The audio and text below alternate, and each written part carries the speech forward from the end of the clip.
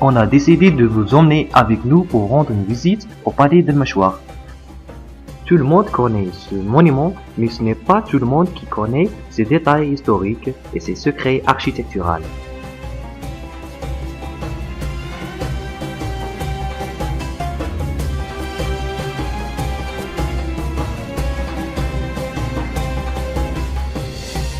On commence par l'entrée qui est sous forme d'un grand portail avec une architecture islamique.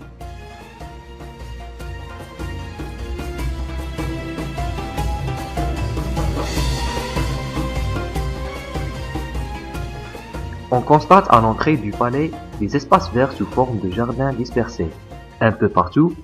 À l'intérieur, ils révèlent la beauté d'une civilisation qui a donné une grande importance à l'architecture.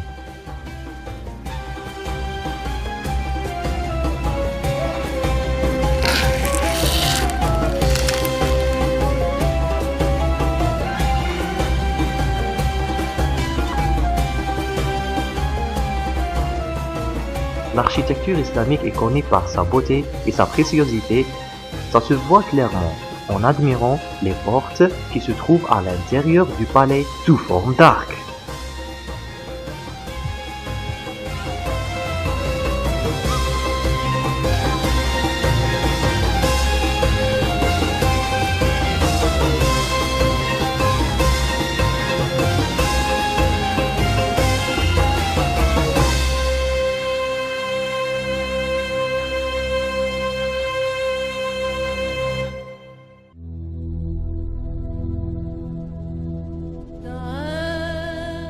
Avec des fontaines qui se situent à l'entrée de châteaux sous forme de fleurs.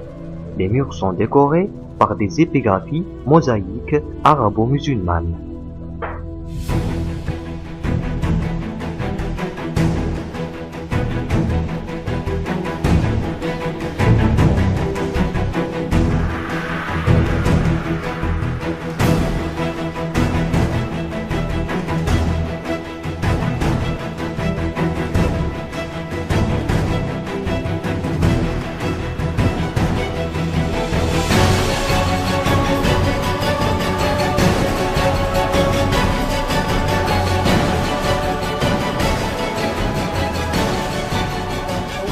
La première apparition du château était dans la période des Ziyanides, sous le commandement de Yarmalasin ibn Ziyad, à la place du château royal qui est devant nous. C'était le premier noyau essentiel de la construction du palais, à peu près dans le XIIIe siècle.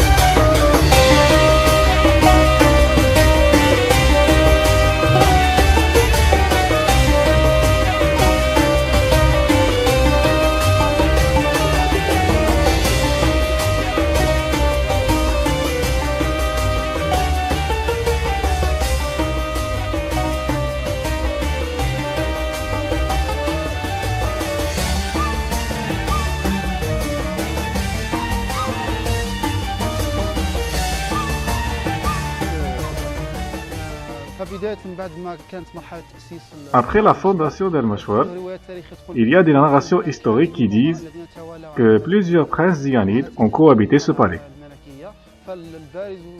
Le plus clair, c'est que dans ce palais, il y avait 4 châteaux.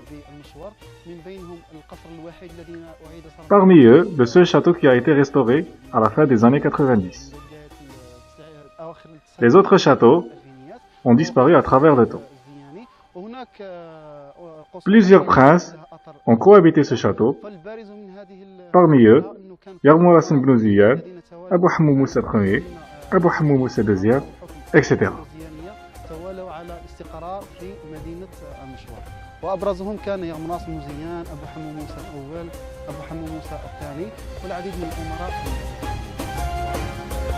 À l'intérieur du musée, nous avons rencontré une machine de clôture traditionnelle. Et dans le château, nous avons observé aussi des tenues traditionnelles, qui appartiennent à tout le littoral algérien.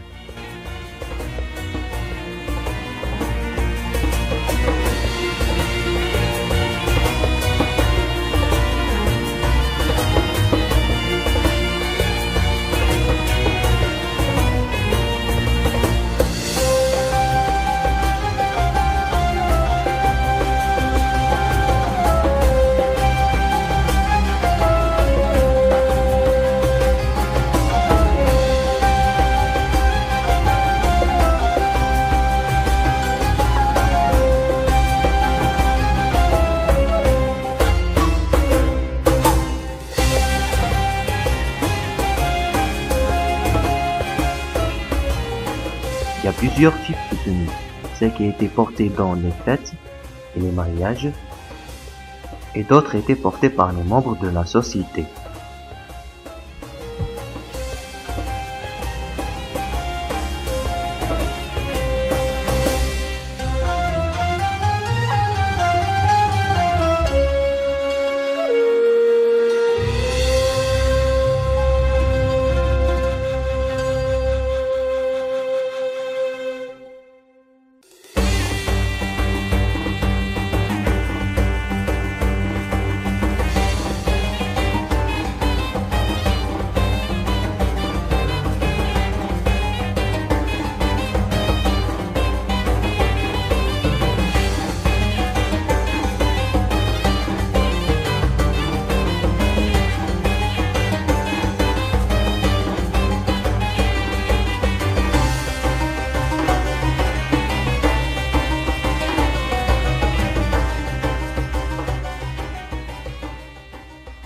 Juste à côté, vous allez trouver une mosquée,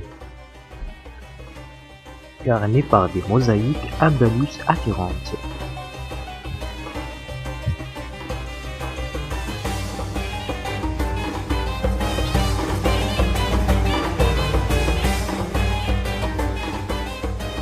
À l'intérieur, vous verrez des mannequins qui représentent les disciples ou les talabas du Coran.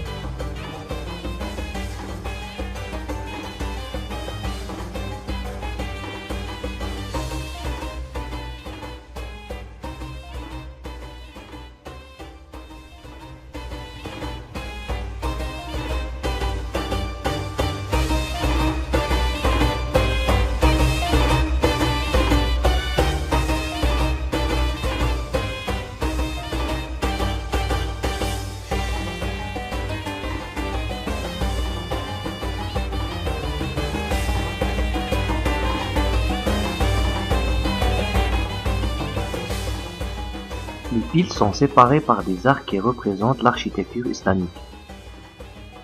Au milieu de la mosquée se trouve une fontaine pour faire les ablutions.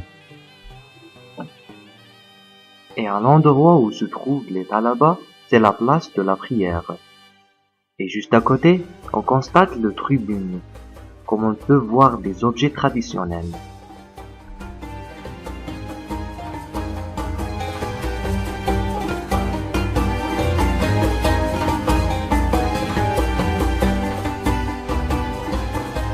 À l'entrée du palais, vous allez être attiré par des tableaux qui représentent les plus beaux paysages et monuments de Tlemcen.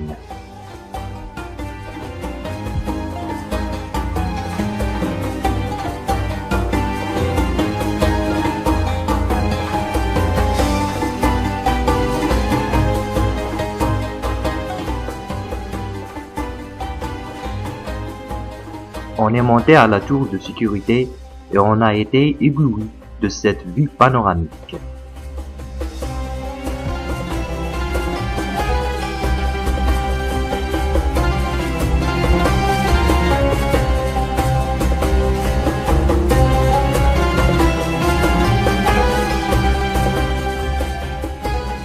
À l'arrière du palais se trouve un très beau amphithéâtre avec une architecture andalouse.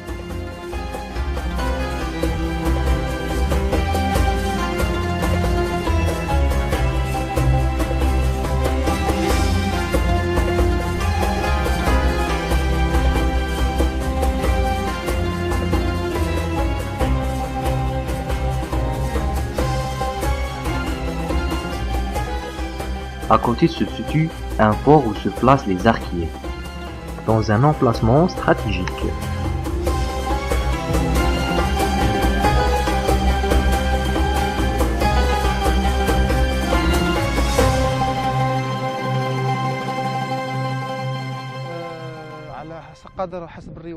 Des narrations historiques disent qu'il y avait des conflits entre les cousins méryniens et les Zianides.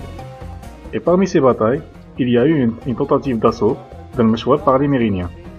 Mais la majorité des batailles étaient à l'extérieur du palais. Malheureusement, c'était à Mansoura. Mis à part la période des Zianides, il y a eu la période de la résistance algérienne populaire. On dit que l'émir Abdelkader s'est installé à Al-Meshwar pour se protéger des colonisateurs français.